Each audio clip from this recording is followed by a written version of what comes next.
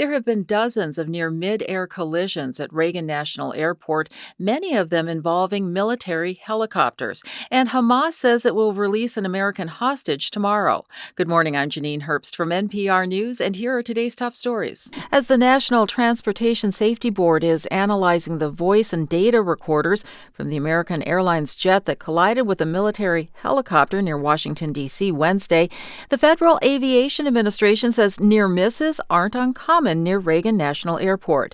NPR's Robert Bartkowski reports the FAA says it's recorded dozens of near misses and many involve military helicopters. An NPR analysis of the Federal Aviation Administration's data on rare near-mid-air collisions shows 30 reports near the airport since the late 1980s. 10 involved at least one military aircraft. 7 involved a military helicopter. Mike McCormick is the former FAA Director for Safety and Operations at all U.S. control towers. Our system, although the safest in the world, it is still shocking when a tragedy like this occurs. McCormick says the FAA is studying the crash to see if immediate changes should be made. Robert Bartkowski, NPR News, Washington.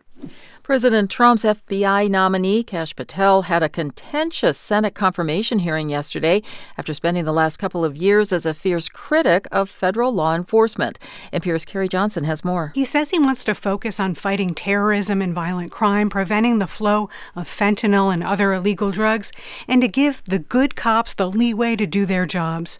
Patel talked about his 16 years in public service as a public defender, a prosecutor, and national security aide, but he really has a lot less legal and management experience than most of the previous 8 FBI directors. And in the first Trump administration, then Attorney General Bill Barr said Patel was unqualified and would get a job at the FBI over his dead body.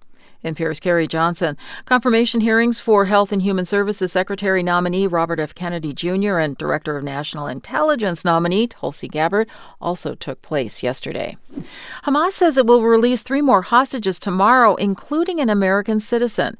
NPR's Daniel Estrin reports it's part of the Israel-Hamas ceasefire in Gaza. Hamas has released the names of 3 Israeli hostages it says it will release Saturday. One is 65-year-old dual American-Israeli Keith Siegel. His wife Aviva, a former hostage, told NPR last year how she'd react when he'd be freed. I think I'll scream and just jump on him. I can't wait. 2 other men on the list to be freed Saturday include a 35-year-old father. There's been speculation about the fate of his wife and young children in captivity. Hamas says they were killed. Israel has not confirmed that.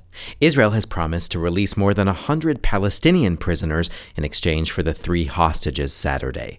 Daniel Estrin, NPR News, Tel Aviv. An appeals court has knocked down a longstanding federal law banning handgun sales to people under 21. NPR's Martin Costi reports. The U.S. Court of Appeals for the Fifth Circuit, which covers Texas, Louisiana, and Mississippi, has ruled that a 1968 federal age restriction is unconstitutional. The law barred people under 21 years of age from buying handguns from federally licensed dealers.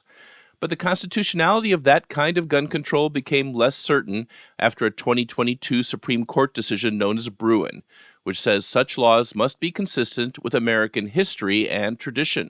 That's the basis of this ruling in the Fifth Circuit, which cites the 1792 Militia Act, which requires 18-year-olds to bear arms. It's not clear yet how this decision will affect gun sales nationally, and gun control groups say they hope it will be overturned. Martin Costi, NPR News. I'm Janine Herbst, NPR News in Washington.